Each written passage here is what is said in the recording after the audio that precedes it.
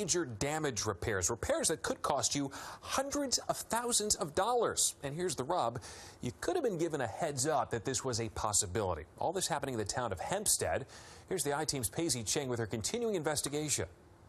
We discovered this problem months ago, and the building commissioner promised us he would fix it so buyers couldn't unknowingly buy homes that would need to be elevated. But our investigation revealed this is still possible, and now the town supervisor is asking for a complete audit of the department. Thousands of homes on the south shore of the town of Hempstead are marked by the building department, which tells them how much damage was done during Sandy. We would be more than happy to do that. This is the second time the building commissioner has told the I-Team he will make this information public.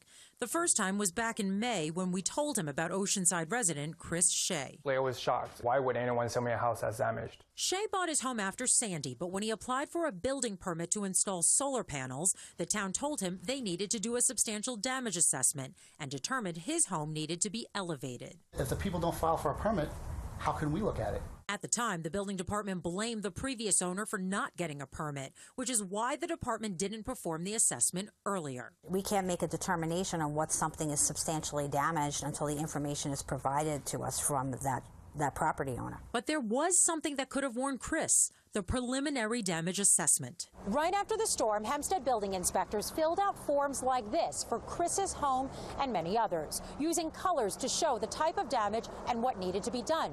Green meant no damage, yellow meant flood damage, and red meant major damage. Chris's house was marked yellow, which should have been a warning. So how many other homes are there just like Chris's? The I-Team has learned there are entire blocks and thousands of homes with the most severe damage designations. It's unclear if homeowners and potential buyers are aware of this. Our investigation revealed that information wasn't being shared consistently. We hired a property research company to look up 3 homes that are on the market. They were marked red after Sandy, but the researcher did not find this information. I want to see if they were damaged by Hurricane Sandy. Only when our producer asked for Sandy damage did the clerk write the color code on the corner of the report. But when pressed for what that means, I don't know anything about that, ma'am.